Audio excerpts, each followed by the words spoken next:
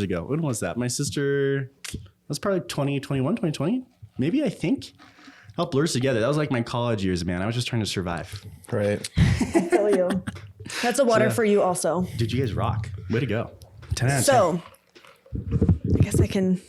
Shall we start? Introduce? Yeah. Okay, so welcome to the Film Garage 208 podcast. My name is Sarah. This is Keegan, everyone. This is our excited guest, Keegan. He is so excited. I'm pumped. Yeah, we didn't cancel on him today. He's here. No, and I didn't cancel on them, so it worked out great. Yeah, look at us both being responsible. I know, we're all good. of us. We're good adults. Look at that. Yeah. So yeah, Sarah, Daniel, Keegan, welcome everybody. Yo. So you are rabbit ear laces. Rabbit ear laces in the flesh, man. We make your shoelaces from like 0 out of 10 to 11 out of 10. Yeah. They're the coolest things you'll That's a ever big jump. find. It's a huge jump, but we stand by it. It's standout style for shoes, and they stand out. So they're really cool.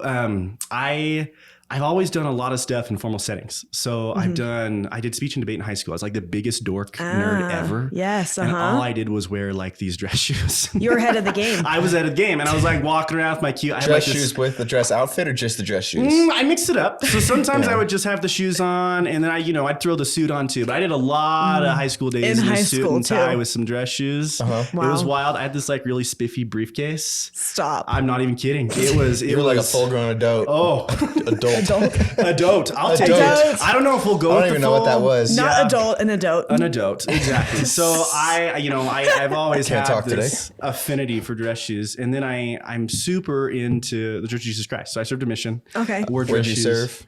California, Santa Rosa. Okay. It was Santa Rosa. super awesome. Worked with these amazing Native American indigenous tribes, the Pomo people. Interesting. Super cool, but wore dress shoes all the time. Yes, and lived in then- those, I'm sure. It was wild. And the shoelaces, they're terrible. So they you're suck. How walking many around in shoes those, do you right? bring with you? When Yeah. I like go on a mission? Yeah. I brought 2. Only 2? I had Is there like a limit? No, you can bring it. I mean, you could probably pack a suitcase. Yeah. Be like, these are my dress shoes. But I don't know. I went and got like Echoes. They're super, I don't know. They're like the missionary shoe. Okay. They last forever. You can like run them over with a freight train, feed them to a dog. Great. And they're so comfortable? good. They're so comfy. Do they look good? Not the shoelaces. Shoelaces were horrible. I mean, absolutely disaster, which is kind of what inspired this, is because I would go and do like debate tournaments, and I'd go on my mission, and my shoelaces were always disgusting. Like they were always Because untied. you can clean the shoe. You can clean the shoe, but the lace is gross. Like you walk through muddy puddle, like in California, man, it's over. Those stains shoelaces them. are just nasty. Even if you do wash them, they don't come back. They just don't come back. They get frizzy, and then they have those dumb little plastic ends. You know what I'm talking about? Yeah, that chip off. That and just chip off. It was it's so bad. So wrap you your like laces. randomly find yourself picking off, and you're just sitting there like. Yeah. You're like, shut it down. This is so disgusting. The worst. This is so nasty. TMI right here. But we used to have a problem with dog poop on my mission. Oh. So on the res, there's like all these res dogs. Some of them are nice. Most will kill you. Yeah, they're a little feral. Yeah, they're a little wild. Yeah. A little wild. And Don't mess with res dogs. No, you don't mess with res dogs, man. No. And not all reservations are like this, but the ones I was on, they had some And the wild ones res here, dogs. too. I haven't been here. Do they have some? That's a problem. Like it killed a kid a year ago. Oh, the red dogs did. that's Like they're a devastating. problem. That's so bad. Well, yeah, we'll Just talk took a about hard that. turn. Well, it's super sad. But no, like Anyways. the dog poop, right? And it would like, there was poop everywhere, and then it would rain. So then you had dog poop shoe with dog poop shoelaces. So rabbit ear laces was born to combat that disaster of nasty shoelaces. So most shoelaces are made of cotton, which is just the worst thing when you get gross, because you can't. I mean, it absorbs everything. Yeah. So these are all polyester. They're hydrophobic. So you can like dunk it in a puddle, phenomenal, like water resistant, stuff like that. It's got 10 times, 15 times the tensile strength of cotton. So Cool. I would always break shoelaces on my mission, even at like debate tournaments. I don't know. It was like getting wild at that pulpit, man. I was just, woo! But Kick Split in. your shoe. Kick in. I know. I was like going to town. So these were born as a solution to combat the tragedy that is Like I actually shoelaces. sprinted door to door, and that's why. That's why. Shoes took a beating. Shoes took a beating. And then they're just boring too, man. And like there's so much data out there. You like walk in, I would always get, I don't know, man. I guess I was self-conscious about my shoelaces, but you'd like walk in and I'm like the dorky 16-year-old kid already, you know? And people would look down at my shoes and they're like untied or like little plastic ends were fraying. And the judges were like, oh man, do you need help tying your shoes, bro?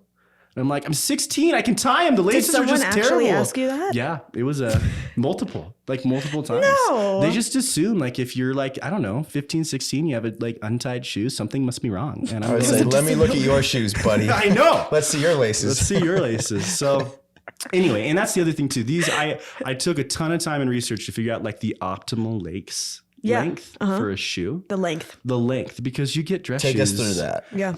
Whole thing. So I was in college when this business started, and it was so awkward. But I went into the mall and I went to like every shoelace store they had, or shoe store. Idaho Falls Mall. This is Utah. So I went to BYU. So I went to that little Orem Mall right there. Sure. So they have like a Foot Locker, they have like a Dillard's, and I went in and I would measure. So I would like go look at the shoes, and I had like a little caliber thing. Okay. And I would like unlace the shoe. You like whipped it out. You whipped it out of your suit pocket that you were wearing. Yeah, unlace the whole shoe, and I'd like take out my little thing, and then the people would come and they'd be like, why'd you unlace this whole shoe? Well, and I had like my little, what do you call that? Like I think it's a caliber. I don't know what it's called, but I found it on Amazon. Where you can like measure diameter, so you can like squish. Oh, like a little. Yeah, like a little. The metal. I know what you're talking about. It's like a little. What's that called? It goes like that. It's like digital. Insert name here, everyone. Insert name here. What is this name? I don't Small. know. I know what you're talking about. Though. I had to circumference thing. Measure diameter. I don't know. Yeah, but I had that thing because like the circumference for the literal thickness of the lace. It's the width, not circumference. Just diameter. But little things. The little thingy, you know, like how thick is that? Like you're not going to use a measuring tape on something that's small. No, but I had one of those too. So I would roll in with my like little measuring tape and my little thingy that goes like. Pshh. Okay. And we'll put a picture of it on the YouTube. You know what I'm talking. Yeah. So you'll see, but. That was like who I was. And I mean, shoelace. I love that. Laces. There's so many. And I would get the weirdest looks from the Dillard's people. And I'd be like, well, tell me about the shoelace length. And they would just be like. They know nothing, I'm sure. They know nothing. No. And I'd be like, can I try this on? And they'd be like, yeah. The shoe length. the shoelace length. I know. Try saying that 10 times. Shoelace length. I know. Right? What would you say if someone asked you that at the store? I'd be like, What? I've never measured. I'm sorry. Yeah, so weird. So I'd like measure them, inspect them, try them on, and then I'm like the poor college student. Like I just needed the data, so I'm like, yeah. So this is just like a class project. And they'd be like, oh, so you don't want to buy a shoe? And I'm like, no. But great to know that your lace is like 0.25 millimeters wide. You can write it down in your notebook. 37.9 long, So anyway, did a ton of research on different shoes and like how long the lengths are. And then I got on and like did some like experimenting with different lengths to like see which ones would be tied the best. So I would like walk around with 2 different dress shoes. Okay. And that was a whole fun conversation with people too. Like out in public, like you were doing that? You know, I'd have like this weird like brown sneaker. Good and then I was rocking like the baby blue Chuka boot. So it was a phenomenal experience. Great to have in my life. So anyway, we did a ton of research to figure out the right length. So when you tie your shoe, you get those beautiful rabbit ears. That's where like the name of the company comes from. Yeah. Okay. Where they're the little rabbit ears, little bow kind of thing. And where it doesn't come untied. It's not short enough that you can't get a good tie. Sure. It's not too long that the heavy ends of those laces will naturally untie your shoe as you're walking. So ton of product development, but good for you. Thebomb.com. Interesting. So this started from a project at school?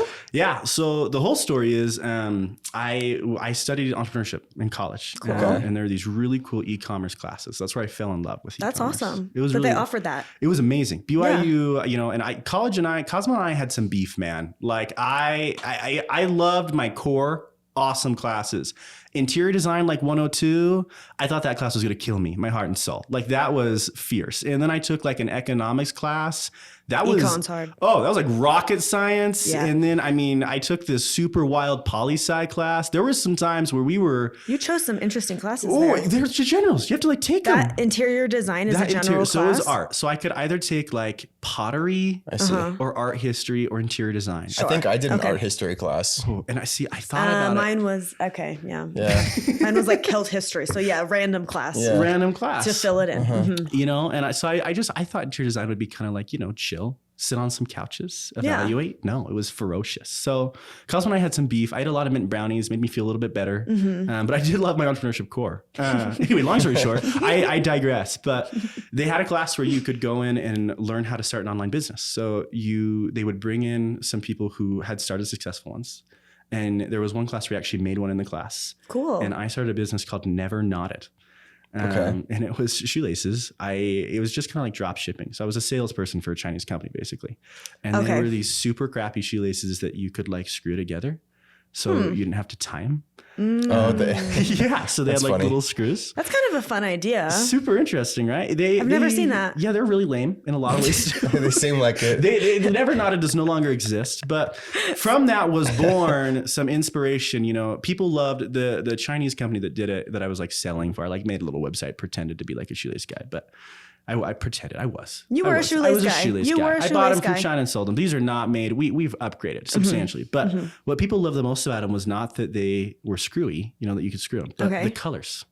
And then they were made of like, they had like a little stretchy core in them, so they stretched. Yeah. And they didn't break very easily. So you know, after talking to a lot of people and thinking about my own experience and debate and on my mission and all the other times I've worn suits and shoes and stuff like that, you know, we arrived at super rad looking, indestructible, legit colored shoelaces. Well, you have a lot of experience with shoelaces, so you are in the right field. That's really cool things that I would have never thought of before. I know. Kind of wild, huh? You kind of like overlook the shoelace. You do. Like you might think of like a new shoe style, but it's cool. It is. And it really transforms shoes. Like, I mean, and everyone's already got a need for it. Look at this bad boy, you know, like this those white are really shoe. cute. Super cute. These are my Valentine's date shoe. So there's a cute girl I'm going to ask out. She keeps going on dates with me. And I want her to go on my Valentine's Day. I'm like shocked she keeps going, because in my mind, I'm like, she's way out of my league. But she keeps going. So I'm thinking, you know, and it's a little, I'm going to ask her today. I'm a little close. I think it's the shoelaces. So does she look at you when she talks to you, or does she just look down at your shoes? First. So it's, those are some cute shoelaces. I'm like, I know. They really class me up, don't they? And she's like, yeah, they take you from like a 5 to a 10 out of 10. I'm like, oh, wow. She's like, those bows are perfect. I've never seen that. No, so it's good stuff. The shoelaces, they work magic. They really, really do. They class you up big time. So that's been really fun with them too. And then, you know, we spent a lot of time, and when I say I worked, it's fascinating what's available to you now with technology. So this is really an international product where we pulled in artisans and designers and kind of built a team to create this product from all over the world. That's cool. Which has been really fun. But the spool too, I mean, the whole experience of having and purchasing a shoelace like of that caliber that comes with the cute little burlap bag and everything. Yeah. It's fun. Yeah. So how did you go about figuring out like the right type of shoelace? Like, did you just test different materials and stretch on them? So a lot of the experimenting with the mall in Utah, where I wound up buying a ton of different shoes after my original, you know, looking at the length, ton of experimenting. And then I asked and talked to hundreds of people. What's cool about Utah is, you know, the Church of Jesus Christ is huge over there. So a lot of people go to church, a lot of people have served missions. A lot of experiences. A lot of dress shoe experience. Yes, a lot of dress shoe experiences. Yes. So I, you know, did a ton of prototyping. I found this family. So these shoelaces, what's really cool about Rabbit Ear is our shoelaces are tailored in the color capital of the world. And that's India. So India has just, for thousands of years, has had this amazing affinity for dyes and colors and textile. Interesting. It's amazing. And I found this family there that's been doing, you know, textile design for like threads for hundreds of years. So I went and got with them, and I kind of talked to them, and I said, here's what I want to do. And they were excited about it. And I'm terrible with color. I'm so bad, but they have their stuff together, man. So asked them for some thoughts, recommendations. We kind of worked together, built some prototypes, and we were really iterative. So I would get prototypes from them. I'd give them to a ton of my friends. You know, they'd like walk around. We'd talk. Okay, the length was off. The diameter is really weird. A ton of things you wouldn't think about, right? Like these have a perfect diameter, so it fits almost every men's dress shoe you can find on earth. Because that's important. That is. I mean, we are down to the millimeter there. Like there are some dress shoes where if you're just like a millimeter off, you'll never get it in that really thick leather. Yeah. But then you want it to look good in other dress shoes where, you know, you have like the wider holes. So ton of experimenting there, talking to a ton of people. I'd say that's how we really landed at a product, and how we found like the optimal lace was iteration after iteration after iteration, and then talking to people who've been in this space for hundreds of years, right? So when I talk to my partners in India, I say, okay, well, let's look at fabric options. You know, what is the difference between a cotton lace, you know, and an all polyester lace? Or if we were to do like a polyester nylon cotton weave, you know, what are the strengths and advantages? And then I had a huge advantage where I was at college. And I'm like, I'm going to get my money's worth with this tuition, man. So I would go to professors in like the engineering department. And I'd roll in and be like, yo, so I want to have some conversations with you about textile strength. They probably love that. Oh, they were like, yeah, man, like let's talk about polyester fibers. Woo! So, I did a ton of math and research with them is, okay, if we go with cotton's a softer fabric. I don't know, it's cheaper, way cheaper, but you give up a ton of advantages. If we were to do like a nylon, cotton's typically way cheaper to do I didn't realize. than a synthetically dyed fabric like polyester. Yeah, okay. I know, fascinating, right? Yeah, I wouldn't have realized. I would have thought like cotton might be kind of expensive because they make it like seem like it's expensive. Right, like when something says Like, 100% cotton, it's Yeah. just a little more sometimes. And I will say this, what's been so cool, I took in a lot of my trap. focus. It is a trap. It's a ton of that is a huge flat out lie, which is, they sell you on the value of this cotton underwear. Yeah. And then they get you and they're like, it's worth $50 more. They're on that value proposition, but the actual raw goods for that type of production, it's typically way cheaper. Well, I'm not going to be fooled anymore now. Now we know. Now you know. So anyway, ton of discussion, a lot of iteration, a lot of research, ton of failure. I have made some horrible shoelaces, man. Like we have done some terrible things to shoes. Like with your partners in India that they sent you, or when you were just kind of coming up with it? When I was experimenting the whole 9 yards. Like I tried to do shoelaces out of like this really wild military strength paracord because I thought it was cool. Those were a disaster. They were too intense. Those had a fad for a minute, that paracord stuff. It did. It did. Yeah. And I tried to tone it down. Weaved paracord. Yeah, it was a big deal. And it was about that time, right? Where people were Yep. like, I'm into the paracord. And that just was not, they like hurt your foot. Like you'd get those things on and they were not budging. Really? So this I has a little see. bit more give than the paracord. It was a lot of iteration. I could see how the paracord would be instinctual to try though, because it just looks like it would It looks legit. be Sturdy. shoelace worthy. Yeah. And there's uses for it. So the shoelace space is huge, which is really interesting too. So when I started, I had a lot of debate about where do I want to go? Is it dress shoes? Is it sneakers?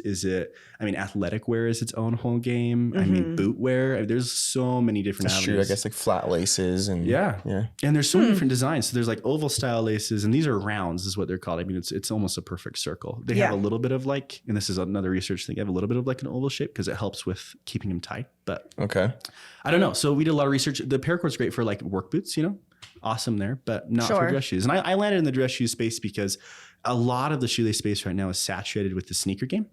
There's so Makes many sense, companies who do that because of the rise of, the Nikes and all this stuff. It's a big Really? deal. Yeah. Huge amount of market presence. I mean, there's companies that are worth hundreds of millions of dollars. Like in just the shoelaces part Just of it? the shoelaces. That's all they do is like designer shoelaces. I mean, you can Google online like shoelaces for sneakers. You can go through Google for days, man. But, Really? Yeah. I guess I haven't done that. Because I Super feel like She they're wears like Uggs. So she I doesn't feel have- like they're like back in the day. I remember Yeah. I had like skates and I wanted to get some cool laces for it because I thought Yeah. that would be really cool. Yep. I remember going to all the stores. There was like nothing. There was zero options to just buy a lace hanging there on the shelf. Super lame, right? So, Which and is- I think that's why you have so many online now. Yeah. To meet that need. Because Yeah. I think it's still the same way. Yeah. I mean, if you go to Dillard's right now, or if you go to like Vans, for the most part, you're going to find like really gross cotton laces that they're going to charge you $25 for Literally. in this weird little like plastic tube. Mm-hmm. Yeah. Yep. So I think that's why the sneaker game got big. I went with the dress shoes though, because it was an unmet need. I felt Sure. there was no one in that space. So, and I think that's why we've had a lot of success as we entered the market and we're not competing with that huge, massive, crazy pool. And they're like, man, they will beat you up. Those sneaker lace people, Sneakerheads. they are wild. They will get you. Like they'll be honest. And They'll be like, yeah. And I'm by that, I mean, they're really good at what they do. Like the sneaker, it's a very well-established industry. Sure. Phenomenal with SEO. They've been around for a long time. But yeah. So good stuff. Wow. Wow. Lots of history on these. yeah, seriously. I'm impressed that you came up with these. So yeah. So how long after college did it take for you to get to like where they are now? I did my official, like my first go with Never Nodded. I want to say was December of 2021. Okay. And we're 2024 now. Oh, it's 2024 now. I know. And research and development Seriously. took probably a year, and that was tough, man. It's pretty hard. There were a lot of iterations where I was like, holy cow. Do you have all the old ones, the failures? big old bag? Did you ever try like extra long shoelaces? I did. You did? I really Oh, did. no. Like super floppy, huge Yeah. ones. Did that. Not great. You're like, kind of figured it wouldn't work, but let's try. I know. And people are really particular about their shoelaces. So, we offer a lot of different sizes. And part of the reason is because some people like those massive ears. And some people like a shorter, go. So it's a big customizable My space. bowling shoes have like really long laces, and I feel like such a dork every time I put them on because they're just like hanging way over. Yeah, they're weird, right? I really need to get some of these on them. Yeah. Dude, you do. These are rad. That These would are make them legit. look really cool, actually. That could help. It's good them up. It'd be awesome. I'll buy a pair for bowling. You can get into the bowling shoes realm, too. I know. Whole nother space, right? That one's got nothing in it. No one. Nothing. No one's in You can bowling. barely find cute bowling shoes. Coming out. We're going to do some bowling TBD. shoes. TBD.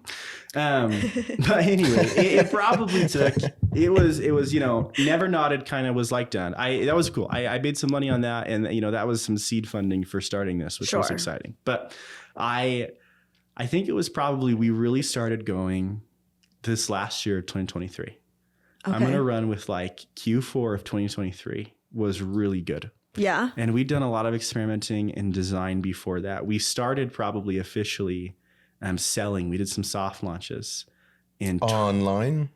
Everything I do is online. So no storefronts. Sure. I've never done that. I've always been into digital marketing. Yeah. I think retail is awesome. Mad respect for people who can pull that off. But nowadays, e-commerce, and my reach is so much greater. Like if I go shut up a shop at a mall, I can only, attract for what you need. It's just different. Yeah. It's a different need for me, and I sell these all over the US. I've even done international, which is really cool. Right. So it's been exciting to be able to say, I can sell these literally. I've sold on 3 continents, which is awesome. Yeah. That's exciting. That's super exciting. So I think for this product, I really got going in Q4 of 2023, but we had positive sales at the end of 2022. Nice. Yeah, which was really fun. That's awesome. Really exciting. Yeah. So when did it change from the first business to Rabbit Ear? Rabbit Ear was born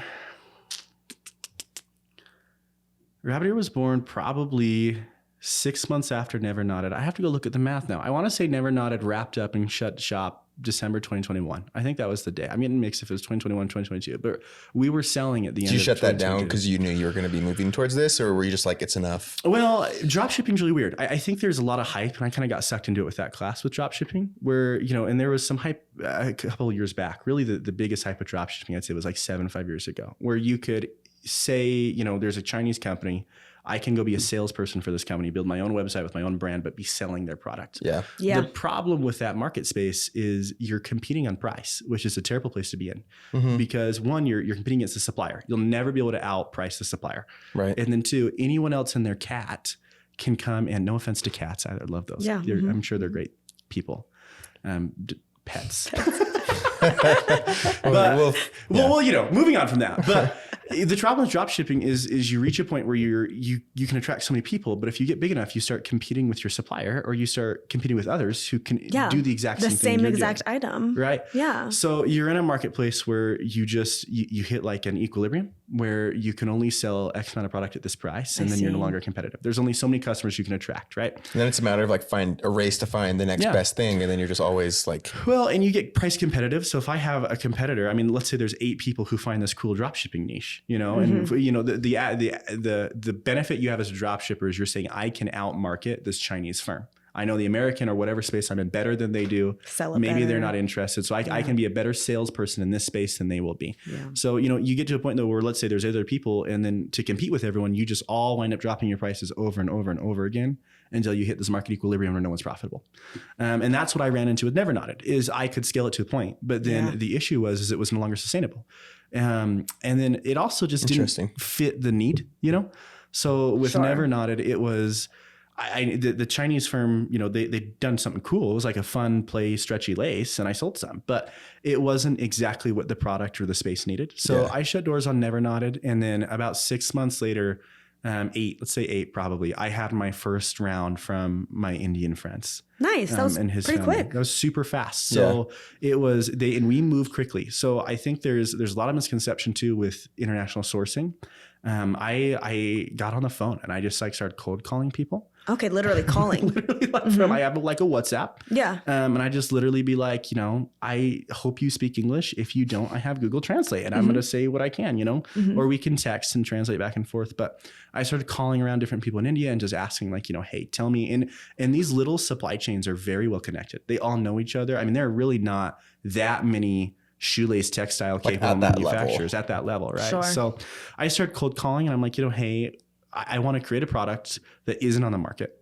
I want to own the rights to this product. This is my idea. Can you help me produce this? And, and what would it cost? And how do we structure this in a way that works for you? And eventually I found someone who I love, who does an amazing job. I just feel like we found with Rabbit Ear just the best craftsmen that you can find for this type of product. They honestly and truly, that family's been doing it for hundreds of years. The vibrancies and the hues that you pull out of India, they do color unlike anybody else I was able to find in the world. And I looked everywhere. Yeah. I looked in China. I mean, because China had the original shoelaces, and that's always been popular for importing. I looked all over in the Middle East. I looked in America. I looked in Canada. No one does color like India. And no one does textiles like India. I like that. It's smart. Yeah. So super smart. It's really smart. I found them. I talked. They move very, very fast. So once you have, enough seed funding and you have an idea of what you want, I made like a brand brief. This is the colors I want. And then I pulled in some designers from the Middle East. Actually, I love their people. If you want to find some really skilled people, they don't do college over there. They do have them, but a lot of their people will go and get like business certificates, and they are excellent at what they do. And I found some color designers from the Middle East. I found some in Europe that you can just like freelance. I pulled them together. I got on with Pantone, which is like the color experts people. They do like paint, if you've ever seen them. And they have a design book that they publish every single year. With all of the trending colors for the upcoming year. Yeah. So I put together this team of designers from all over the world. We pulled in Pantone, which is this amazing research group that just does all of this color design. Yeah. I talked with my BYU professors about the fabrics. We designed a product. I said, this is what we want. Sent it to India. India ran a ton of different test runs. We tested it with the market. Here's some friends. I'm like, yo, bro, put these on your shoes. Made some changes, how we needed to, landed at this product. And that whole process was about 8 months. So was it hard to have all of those people communicate, or were you insane. like a middleman, or like how did that work? That's so much stressful. people. I Hang just on, didn't let me sleep. type this in real quick. No, well, it was, and the other kicker is all of those people operate on the other side of the world. Yeah. So you're at like the middle of the night. 2 a.m., man. I had, little like The Office going on my computer, like messages and people on WhatsApp, like, hold on, let me take this conference call. And they were so weirded out. They're like, it's 3 a.m. where you live, right? And I'm like, we got to get this done. I'm hustling. We're on the grind mode. But yeah, it was what I did is I recognize I have skill sets. I love marketing. I love product design. I like to research. I'm not a great designer. We learned that in interior design. Not phenomenal with color. I for whatever reason, I have some combos where I'm like, I want to have this. And everybody I showed it to was like, it was like a fun blue, white, and gray lace. Love that thing. But, so I would talk to the people, I'd take their input, and when I had like a working document, I had like a brand brief that I'd shared with everybody. Sure. Okay. So they could collaborate. I'd talk with them. I'd say, okay, this is the direction. All right, I'm done with, the Middle East now, Pakistan. I'm going to go to India, and then I get on the phone with India and I'm like, okay, let's talk, design. Will this work for you? Okay, we think this works. All right, let's go talk to the focus group I just had who, wore 15 laces. Let's hop back to this designer in Europe who's done stuff with shoes and leather for like 100 years. Let's see what they think of this. Let's have them put in some shoes and see how it looks and send some photos. Let's bring that back to the person in Pakistan who's doing like some of the marketing and design and research. And, so it was a lot of what you described, facilitating and middleman and all of that. But that's awesome because you're like in the thick of this market research. Like you're really research-ing. And I think that's what's really cool about designing your own business and the connectivity you have in the world today is you can be upfront and personal with everyone every step of the way, which was really done. I have a ton of friends again, and this is where I just feel so blessed with so many people I know, but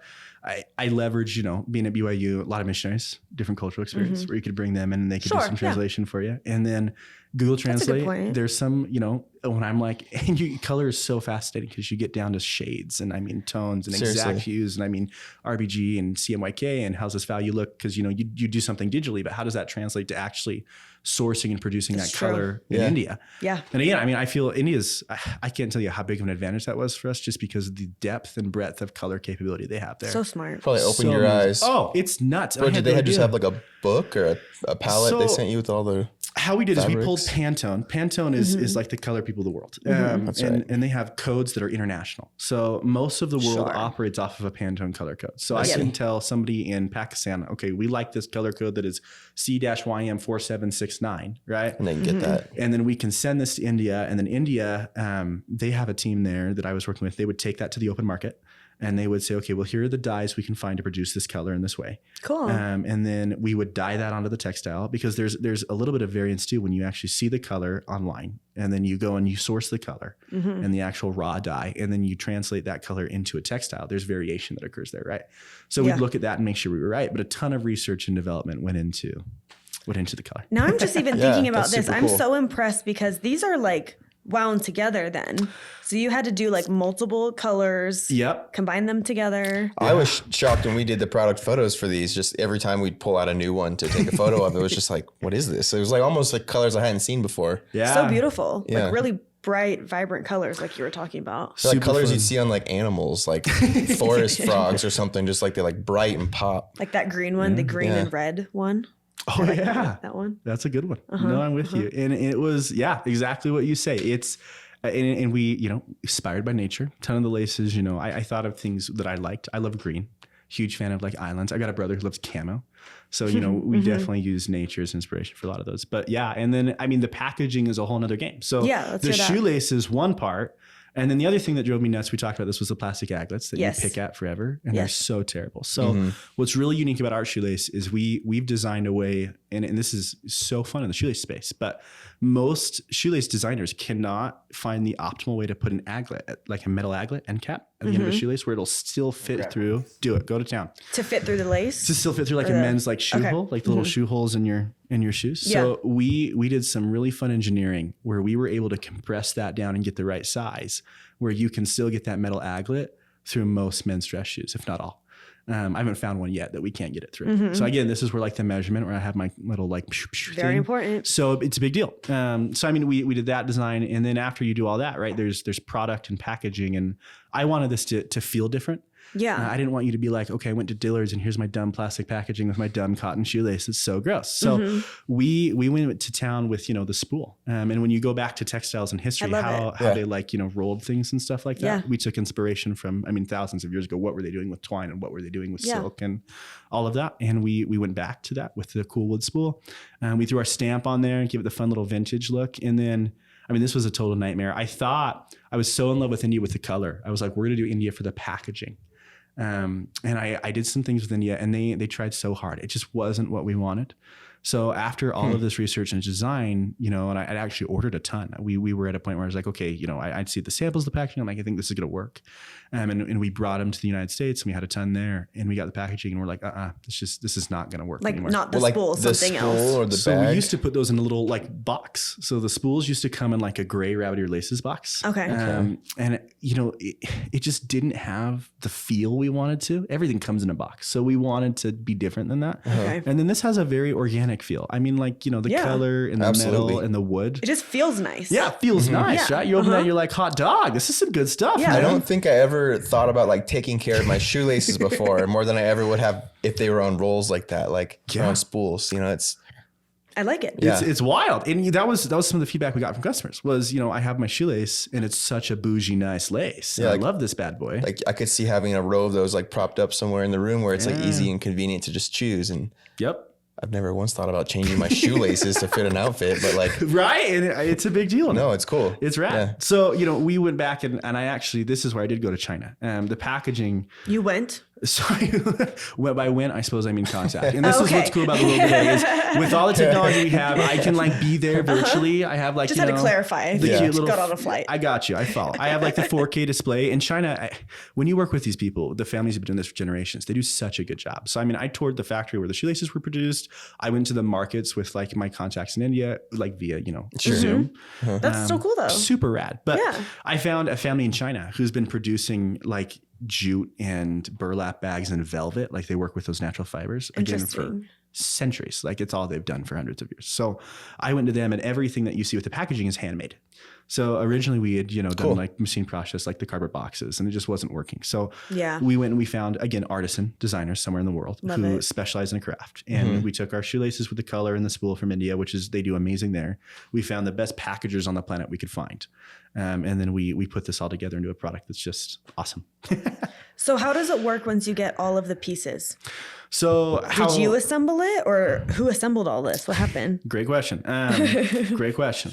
So I was like, we're going to bootstrap this because I'm the poor college kid. Yeah. And I only have so much seed funding, and I did some other things to raise some capital, but I was going to spool them all myself. And I said, that's a terrible idea. Takes up a lot of time. How bad of a job you might have done. I would have been a disaster. So bad. I tried too, and they did not look good. But so they come spooled from India. What we do is our production team there, they source the dyes, they do all the dyeing, they do the color, they do the production of the actual lace. We do the metal end caps in India because they are masters of textile. They know what they're doing with textile. And we say, we're going to have the textile people wind the textiles. That makes sense. It makes sense, right? So they do all the winding for that. They ship those to us. And they put the anglets on while you're there? Yep. They put little metal end caps on there. So, it's perfect because that's a whole process in of itself. That's a big thing. To make sure the diameter is correct. Because you have the name rabbit ears stamped on there too. So that's like another specialty thing probably, right? Yeah. So all of those aglets are laser engraved. And we experimented with this too. So there's so many different designs you can do with metal. You can like press the metal. And I think you saw a prototype of that when we did our original photo where it was stamped on there. I think that's what I'm thinking of. Yeah. We've mixed it up. So we got some feedback. When you compress that metal, it warps the shape of that aglet. So now you get such all a thin the things, metal, yeah. Right. And it changes the diameter. Sure. So then you can't get the stinking thing into the shoe hole. So we had to go back to the drawing board. And this is actually where these shoelaces move around in India. So they go from a color team with the dyes and fabrics, and then they move from that team. They go to a metal team who designs the aglets. And then those two teams work together to make sure that the diameter is right on the actual shoelace. So the end cap is perfect. Look at you, man. I know. Wild. I'm like so impressed. Right? They go to another team in India. And this is just a group who specializes in wood, right? And they pick up, the spools. We go to a fourth team who does the stamping. So these are all different people. Wow. Then we go back to the original textile people who do the dye and the weaving, and then they spool and they ship to us. And then we get them here. And then I have all of this shipped in from our wonderful friends in China who hand make all of their packaging. And then we put it all together for a final product. Wow. So you just do the actual putting things in the bag. Yeah, and that's shipping it. Super cheap. Yeah. Like I have like a huge massive wall of shelves I bought at Home Depot, and there's like a space for bags. Sure. So you have your little system. Yeah. So you go, like someone orders and I'm like, whoa, I do like a little happy dance, someone likes the product, and we go grab a bag and we grab a shoelace and we put it together and I love that. Ship it out. Wow. I'm just so impressed because Seriously. we've talked about, we're like, it would be so cool to make a product and do these things. But then you look into it, it's 1,000 steps. You were like the perfect example of using everyone around you to do it. up. And Yep. And you can't do it anymore. I think there's a huge misconception in entrepreneurship that you have to do it alone. That bootstrapping means you're completely alone. And that's so far from the truth. That there are so many resources in the world at really affordable price points. I mean, you can talk with excellent designers if you're open to it overseas, even in the US. Like I can go call up, a college somewhere on the planet and be like, hey, do you have somebody who's learning about design, who's, close to the end of their degree, who wants to go take on a fun little side gig, right? So you can really, be a little innovative there and find some experts. But I think you have to. When you look at the majority of the patents that are being filed right now in America, it used to be that it was sole inventors, right? There was one person on those patent names. Okay. The new standard, the vast majority of patents are multi-collaborative. So you either get a firm who's paid a team of people to develop and it's their name, or you get multiple people listed on that new thing. And I think that's kind of where the world's heading. We're getting so good at product design that the next step of innovation is taking the best of the best from multiple places and putting all their talents together to make something amazing and new. Yeah. That's a really interesting strategy of calling up the schools and like just finding those people who would be interested in that topic. Yeah. And again, I did it at BYU. And I think honestly, and you find the right people who love what they do will talk to you just because they love what they do. So, I mean, if you go find, I got on Google Scholar and I expanded beyond BYU too. And I just looked up textile papers, right? Or like polyester fibers or things like that. And you see all these academics who devoted their whole life to studying this one thing. And you can call them and you can say, hey, I'm working on this project. I just want, and I pulled the student card. I'm like a young, dumb kid. Right? I'm like, and I am, I still am. I need help from people. We're all learning. We're all learning. And I'm like, hey, I'm just interested in if you have 5 minutes, what your take is on this. And you can access experts, which is so cool. And you can call, I mean, shoelaces is one thing, but I mean, I've done all kinds of different things. The first thing I first did was like battle bows. They were like these bow and arrows that have like these really cool marshmallows at the end, so you can shoot people with them. They're rad. But you know, you can call people who build stuff like that, or plastics, or archery people, and you can just say, "Hey, 5 minutes. I have some questions for you." And if they love what they do, that's my cue for I've found the right person. Someone who will talk to you just because they love what they do. That's how you find someone who's worth working with. I like that. And then when you find those people and you build something with them, there's nothing like this on the market. I feel like I can say with absolute confidence, we have created a product that you won't find anywhere else. The quality is unmatched.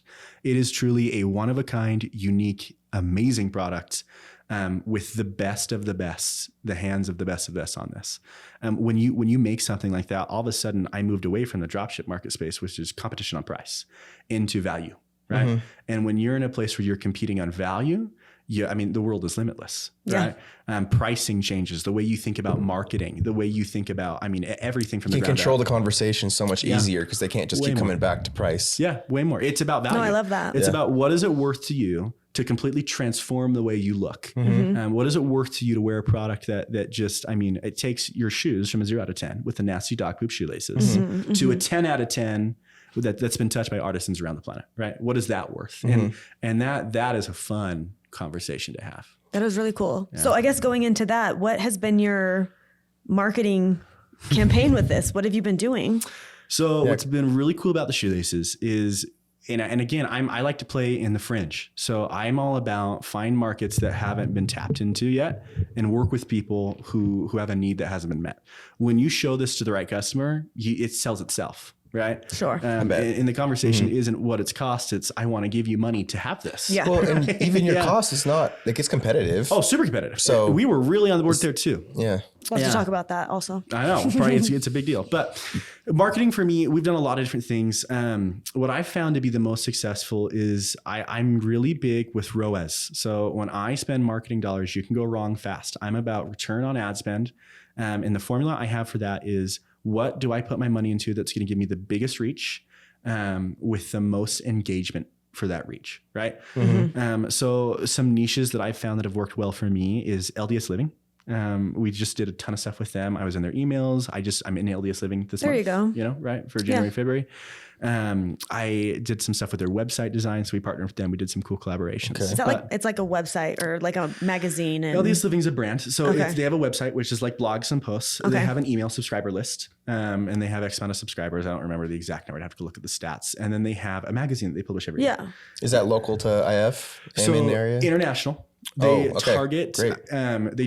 That's awesome. I know, right? Yeah, it's super cool. Yeah. It's super rad. But they target Christian families who identify like the Church of Jesus Christ thing. And there's lots of different people who identify with our shoelaces and our product. But we found a really cool niche with the missionary, because that's kind of what inspired for me, right? Sure. So makes sense. Getting in with them, I can reach a ton of the people who I know are identifying with my product quickly. Yeah, no, that's so smart. You don't have to spend a bunch of education dollars to teach them why it's important. They already identify with this product. Yeah. And I think that's kind of where marketing's going. We got a huge shakeup with iOS 14. So it used to be, we had all this data on consumers, and you could go to Facebook and you could pay Facebook or Google or whoever X amount of dollars, and they knew everything about you. They knew you, I mean, down to your dog's hair shampoo type. Someone could go and like buy that information or find that information. Well, their algorithms would use that and leverage that data they'd collected to put your product in front of the best people. So I could go on Facebook and I could put in there, okay, I'm interested in targeting people in Utah, Idaho, wherever else, right, who have an affinity for these types of things, et cetera. iOS 14 came out, and that's where Apple said we're no longer tracking. And Apple's basically blocking platforms from like that from collecting your data. And they've done some unique things to get around that. So they're way better than they used to be. They're still not back to, I feel like, where they were. And this is a huge debate in the marketing space. But the problem you have is you spend a ton of advertising dollars and you put it in front of a ton of people, and you're not confident that those people are going to match your consumer type. Yeah. So what I focus on, like with LDS Living, is finding, it's called pocket theory. It's kind of like the colloquial term for it. It's finding pockets of people in advertisement groups where I can filter without the algorithm, without the data, where they voluntarily filtered themselves into a consumer profile. So if I'm subscribed to LDS Living, I know they identify with that content. chances are statistically they'll identify with mine. Influencers are great for this too. Sure. So I've done a ton of work with like, you know, I mean, there's like shoe salesmen out in the world. Okay. They have TikToks and Instagrams where they just like talk about shoes they're selling. Yeah. Uh-huh. I know people who are selling men's dress shoes, people who subscribe to that content. They're gonna be into this, right? Yeah. Okay. So I can find someone like that, and then it's just a matter of mathematical discussion. I say, okay, your posts are reaching on average 8,000 people.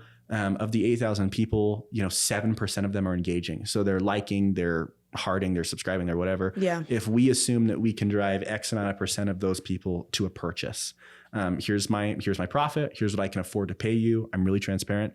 And we see if we can make something happen. And I've had a lot of success with that. And then word of mouth has been huge for us too. Just organic reach where, you know, grandma sees this in a magazine and her grandson buys it. And then all of his kids see it, like his homies see it, you know, when he goes to the debate tournament or church or whatever. And then Steps like, on stage and they're like, oh, look at that they're guy. like, wow, man, you're looking good. Or the cute girl's like, you know, my cute boyfriend has like these rad shoelaces, man. Like he's I really heard looking he has good. 4 of those shoelaces. And then, you know, they're like, man, I should get my boys some of those shoelaces. Yeah. So it's really cool how that develops. And then the other thing is you can talk and have interactions with people. I've had a lot of success with marketing where, you know, whenever you buy shoelaces from us, we try and we write like a thank you note on the packaging. Cute. We're Okay. like, hey, thank you so much for supporting, you know, our local family-owned Idaho business and artisans from around the world who are all family-owned businesses. I mean, we only work with families who've been doing it, right? So we are family-owned from manufacturing to, I mean, the sales side. Everybody's family. So, you know, you write that, and then it's so fascinating. The shoelace game is so wild. But I'll put those like on things, and I'll get emails back where people will get on the website, find my email, and send me like these unbelievable, like heartfelt, like, these shoelaces are so cool. Oh. I'm so happy like that you did this design. Here's a photo of me with like my new Brooks and these rad shoelaces in them. And then, you know, you email back, you're like, I freaking love you. You're awesome. Like, you just made my week. You made my week. And they're like, oh, but you made my week. You know, so that type of relationship with the customer, we've leveraged those a ton to expand, you know, because then it's just, bro, you should look at this cool brand, man. Like I just emailed this guy. I know him. So we've had a lot of success with that too. That's really important. I was actually talking to Dan about it the other day with like when people reach out to a business or brand, how important it is to get that response and like acknowledging it. Yep. It's so important. So that's really cool. And you have a huge advantage. I think Even if you are a bigger company. Oh yeah. Like find ways. Hire someone to do it. Just like it. Say thank you. That's all it is. Yeah. And I think there's a huge advantage because you'll buy this before you'll go to Dillard's because Dillard's, you don't have that experience, right? No. When you come to Rabbit Ear, I mean, and you get and any small business like that, and you get that interaction, huge value. So I'm with you 100%. You don't realize. Like I feel like the average consumer doesn't realize the difference yet between like the Dillards and a smaller guy and how much it truly matters to a smaller guy. Like you're making someone's week versus like it's just a drop in the bucket for Dillards, you know? It's really cool. Yeah. Especially after hearing how much thought went into it. Have you done like collaborations yet with anyone? We've done, so LDS Living was one of my favorites. We have a ton on the books. So influencer marketing is a new one I want to do right. And we've done collaborations. So we've done this stuff with LDS Living. We've done this stuff with a few like shoe salesman people on like TikTok and stuff like that. We have more in the books. I just did some stuff with our local artists actually. So like singers, cool, which is so random just because I'm getting here. I've done stuff here in Idaho. And then I've done stuff in Utah. So I guess here is, you know, the West. But just like some local aspiring artists. And I want to work with people where you can get to directly. Influencer marketing, you can go wrong so fast, especially when you get those intermediary like media manager people. That's pretty rough sometimes too. But I got some stuff going. We're working on some like final agreements right now. But the goal is they're gonna like start singing songs about the shoelaces as some rad like content. I like ideas, it. Get just like little jingles out there. I'm working on collaboration with an author, which is really exciting. So her book has like some shoelace components, if you can believe it or not. So she's gonna like mention Rabbit Ear in there. Well, we're gonna do some fun stuff. What's cool about Instagram content and TikTok content now is as a brand, I can get on there and I can speak back and forth. So you can engage. It used to be where influencer content, you pay someone and they just, you know, here's my product, yada, yada, yada. That doesn't perform well. I think the more engaging content, you want the content to be engaging and disruptive, is where there's like discussion, like it's fun to watch. So I can get on there and I can like shout out an artist and be like, bro, so-and-so is going to go and like do this cool song, like watch this. And he can like hype up the drop with his people. And then you start following each other's people. people, right? Because they watch this interaction. And that's a huge benefit as a brand too, because you're attracting customers to like an organic marketplace you own. So when you pay to acquire a customer from an influencer, right? All of a sudden you're getting a lifetime value of that customer because they're now following or subscribing to whatever you have. And that's a big push for us too. We've worked really versus hard being on like email. a free giveaway. And they're gone, right? So, and we've done a ton of that with like email marketing, which has been fun, where, you know, it's all about how do we retain someone? You go through all the effort of getting someone to interact with your brand. How do you keep them? So, you know, collaborating in that way where it's not scripted, but where it's back and forth. It's more than just a post, and that takes more time to do, which is why a few of these we're working out some details, but you'll see a ton of cool content come out next month. I'll send you some links. Yes, send us some. But where you collaborate back and forth, and it's more of a longevity and an engagement and a cooperation between two brands. The cost goes down because you're both gaining something. You know, you're going to get my followers because we're talking to each other, and they're going to identify with you. I'm going to get your followers. You know, you're producing content that's going to boost your, you know, whatever, right? So working in that way, I've had a lot of success with. I feel like if that makes sense. No, that makes sense. Yeah, that was a great idea. The partnership kind of, so it's authentic. Yeah, so it's authentic and it's more interactive. And then you can interact with like the customers too. So a big thing that we've been doing right now is we're filming a lot of the, you know, someone orders shoelaces and it'll come up on our screen and all that. And we'll be like, well, I see your order, you know, and we'll package it. And then you can tag them like on TikTok. Or That's big on TikTok right now. Like the boxing and like, I love that. And it's so personable. And when you order something, that whole experience, like where there's content about you, you're seeing like, them whoa. like telling you they're shipping your product out. Right? Man.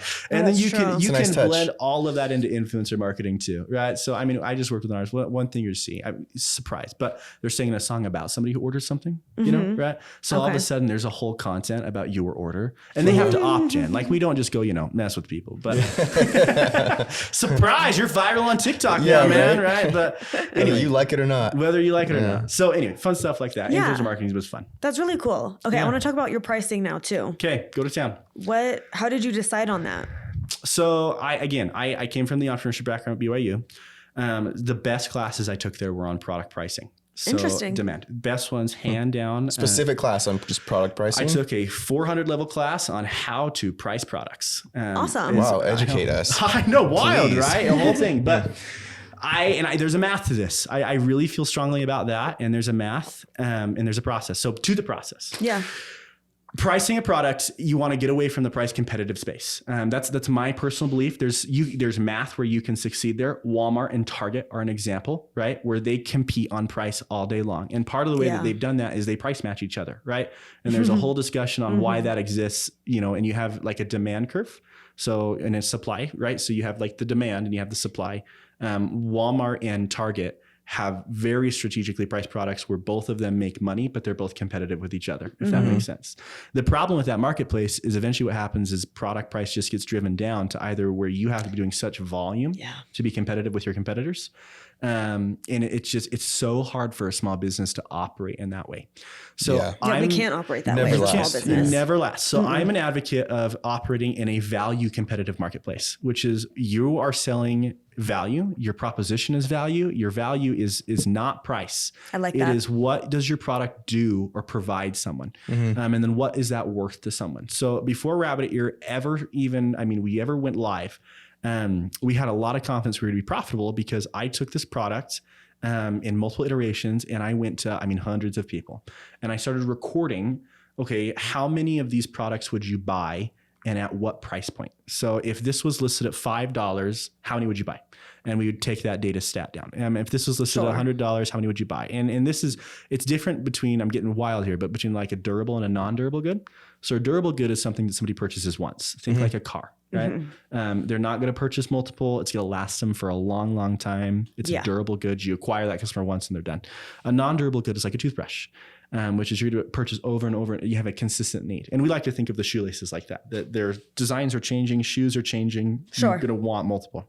Yeah. So recorded all that data with tons of different people. And we sold them on the value. So they got like a marketing pitch. They're tailored in the color capital of the world. No one does color like India. They are amazing there. You gave them that pitch before asking these questions. Yep. So I'm explaining the value. Okay. I say, it's like our marketing would, right? We talk about the tensile strength. We talk about the packaging, the way that they're spooled, just all the hands that have touched. I said, so here's the product. What's your price? Record all the data. And then I plot that on a graph. And then I run very simple math, which is, if 100 people and you kind of guess at your total addressable market, right? How many people do you think you can market to, right? If 100 people bought X amount of product at $5, what does that number turn out to? Yeah. If 20 people bought X amount of product at $14, what does that turn out to?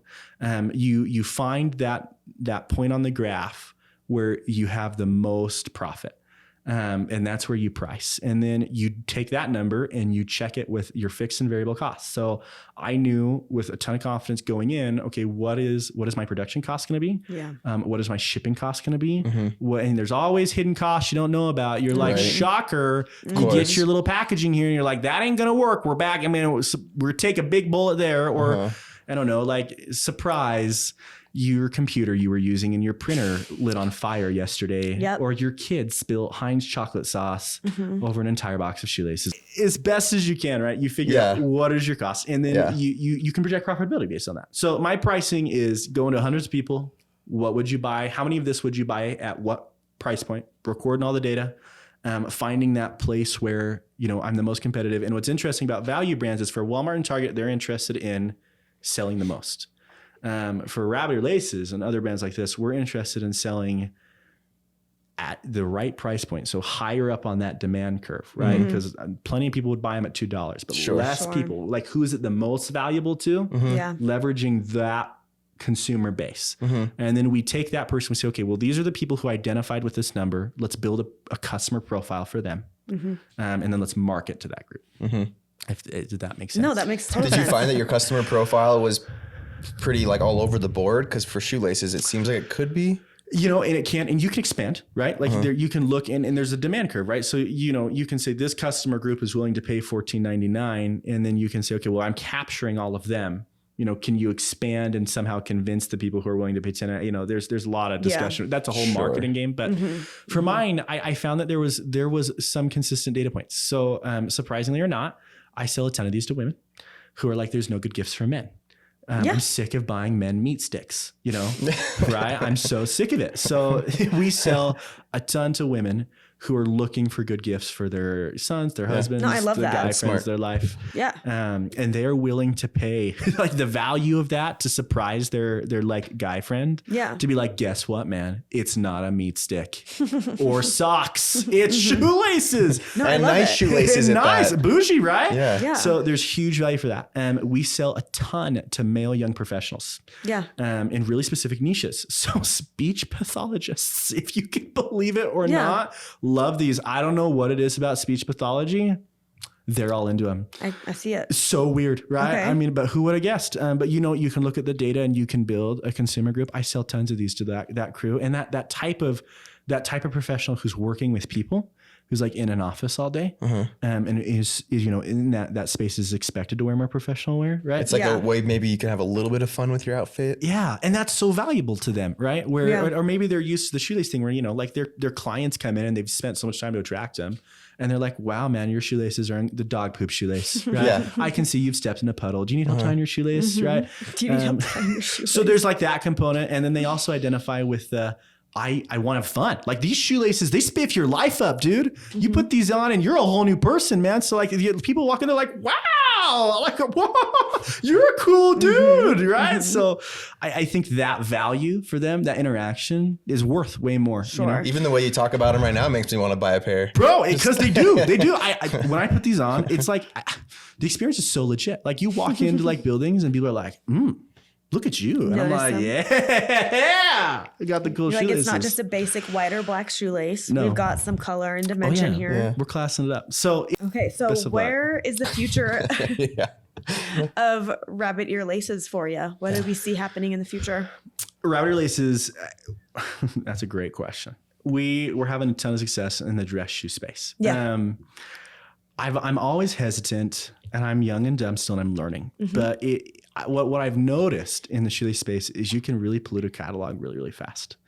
So I'm a big advocate. We want to be the best at what we do in the dress shoe space. And that's been really exciting for us to walk in there and dominate. So, and Good we want to for keep, you. and it's solving a problem for people. Right? Yeah. So we want to be experts at that. So you're going to see, over this next year, some really fun collaborations come out. We've talked about that. We're really excited about marketing. We really feel like we have a phenomenal grip on influencer marketing, and we're going to go in and we crush it. And that's, cool. I'm excited to see it all. I know. And that's part of kind of what we've been really, really slow with that component of our growth. I feel like people do it wrong so often. I've heard horror stories where you go spend, $11,000 on some influencer. On like one person's post. And it's no bueno. Gosh, so we've been really, really meticulous about identifying the right partners with the right groups that match our demographics. I mean, I've like gone through, our team has looked at, their followers, who they are, what that consumer looks like. Sure. So we're excited about that. And you're going to see really, really fun content come out there. There's some new drops coming, which we're really excited about. We always innovate and get feedback from our customers. So I think part of the creative process, I'm so bad with everything with creative. I'm like, this looks great. This is fun. People are like, no, man. But we're big on listening to your team. Yeah, talk to your team. But and talk to your people who buy the product. We've gotten a lot of feedback about how this can be improved even more. And we're working with our team right now to bring some really, really cool stuff. You'll probably see those maybe in time for Christmas. We'll see how things go, what the vibe is. But if not, next year. I'd be really curious to see what people's feedback is. They love them. They seriously love them. They love them so much. The feedback we have on is changes. They want more. So they want a shoelace that is functional for every kind of shoe. I see. So not just a dress shoe. Not just a shoelace. So you can pull this from a dress shoe into a sneaker, like your sneakers you're wearing, right? Or you can pull this from a dress shoe into a like an athletic shoe. So kind of what's coming is we're taking the feedback as to, and all those different types of shoes take a different type of shoelace. So, athletic shoes typically have a more elastic shoelace.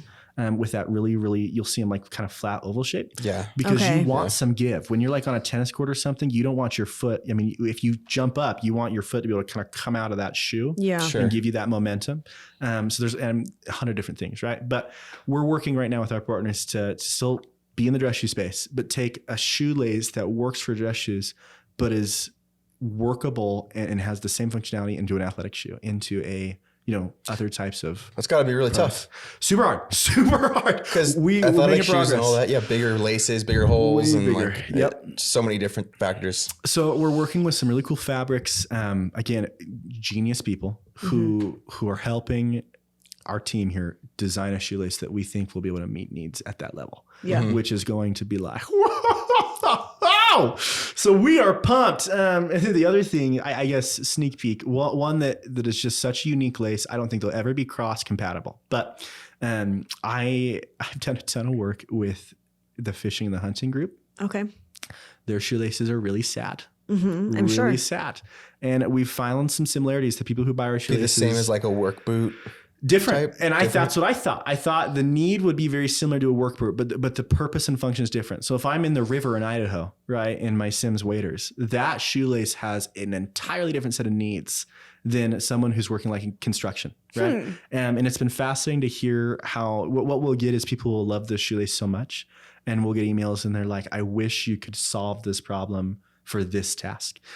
So we're working on cross-compatible shoelaces, and then you're going to see some really cool stuff come out, hopefully, assuming things go well. And this is entrepreneurship, right? It's a dance. We're going to see, I don't know, we may get some Heinz ketchup sauce spilled on the equipment and have to push things back. But you'll see some really cool stuff come out for that market space, which is the outdoorsman, the hunting, the fishing, making a lace that is just going to kick the butt of all the other laces. And that's been a really fun project. And we're pretty close on that one. That's exciting. That's really smart. It's exciting. So you'll see some making new things and getting patents. That's awesome. We're careful to not overexpand our catalog. I don't want this to be and that's what you see in the marketplace right now. Like you log on, you look at shoelace. It is like, it makes you sick. And that's feedback we got too. So when I went in, I asked people, because the original rabbit ear laces, like when I was designing in India, I had prototypes for almost every stinking shoe type on the planet. Athletic laces, flats, sneakers, a whole kick and caboodle. Yeah. And we got feedback that was pretty clear, which is it's so hard to find what you want, to feel an identity with a brand when the products are so polluted. And when we took a focus group in and we put them on some of the websites of who we thought were our competitors. Yeah. They're not. We're in a different space than they are. But and there was a ton of complaints about the size of that. So we're cautious to make sure that when we design products that we are still, we have our demographic, we love them, and we want to appeal to them. No, that makes sense. Yeah. That's a really good point. I know. Wow. This has been so much really good information. Yeah, I'm sure anyone listening will be super inspired. I know I am. Just that things that you might have seen as walls before. Yeah. Like they're not. There's ways around it. There are solutions to problems. And I think that for me, the biggest lesson I've learned with this type of stuff is the victors belong to the people who don't quit. I think part of this process is failure. I've lost a ton of money. I've made a ton of money. I've made some terrible shoelaces. I've made some awesome shoelaces. And I think you have to put aside the instant, I want to be successful right now, and be open to iterative change. And if you just keep moving and moving and moving and moving, for me, I've always gotten there. You're going to fail. That's part of the process, but just don't quit. I think that's the magic sauce for me anyway. That's great. Yeah. I love it. I think that's great. Yeah. Good advice. Any other last closing advice? I feel like you already did it for me. Great advice there. Perseverance, because that's the biggest thing is people stop at that first roadblock and then it doesn't go anywhere from there. Yep. And I think having an end vision too seems like really helpful for you. Like this whole time, it seems like you kind of knew what you wanted. Just getting to that point was like the challenge. I would say too, don't be scared of not knowing. I think that's part of the adventure too. When I say I knew what I wanted, I knew that I had a pain, and I knew that a pain was out there with the shoelaces. I'm still not 100% sure. I know we're not perfect yet, right? We're dang good. I mean, those are some wild laces, man. They're best you're gonna find, but there's always change and process for improvement. And don't be scared of that either. Don't be scared to change directions. I feel like a big mistake a lot of people make is they get so set on this is how this should be done. And I learned very quickly, I cannot pick out colors. We are going to look at the experts and they kick butt. When you go to the people who've been doing it for hundreds of years, they are awesome. So I feel for I don't know, one last piece of advice I guess I would give is never give up, but then don't be afraid to fail and change. We went from never knotted to a product that is very clearly knotted. And I thought that's what I was selling, bro. I'm like, never tie your shoelaces, man. And they're like, yeah, we bought these because the colors are fun. Right? Everyone was just buying the shoelaces and clipping off the little. Yeah, they're like, parts. Look at my fun red shoelace, guys. Yeah. So I think that's important too, is being open to adaptation and change, and then never quitting. And you guys are rad too. Thank you. I don't know if you guys know, Daniel took my photography here, and I will say this: I iterated there. I tried myself. I'm also not great at photography. It's so bad. And then product photos are tough. They're so hard. That is like a skill set, bro. And then I went to some other people. I think I told you this. And you guys have the value here. Thank you. I came to you because the quality I got compared to anybody else I went to and what I looked at, you were worth it. Thank you. Every time. So props to you. We put our hearts and efforts into it. It's your product, but it's our reputation too. We got to make that look good. Oh, and it looks good. RabbityYourLaces.com. Check it out. Yeah, rad product. Yeah. Where else is that where you're mainly at? RabbityYourLaces.com. You can follow us on TikTok and Instagram at RabbityYourLaces. We're running a really cool discount right now. So if you buy 3 laces or more, you get 15% off your whole purchase, free shipping. Wow. Plus, we're sending it to you in this super bougie velvet bag. Cute. Which is like very rad. Nice. I like so that. Nice. Yeah. Super cute. So all nice. Handmade. All handmade. Yeah. All handmade by artisans who've been doing it forever, man. This is like, you will not find. Get rid of the meat sticks, people. Get your guys something that's cool. Spiff your life up. Stand on style for shoes, man. Rabbit Your Laces. No, I love it. Yeah, They're really good. cute. Well, thank you so much for coming on our podcast today. You're Seriously. awesome. I feel like my mind has been opened up of so many more things that I never knew of I wanted to know. I'm guessing and filling in the pieces in my head. Yep. And now I'm a little bit more educated.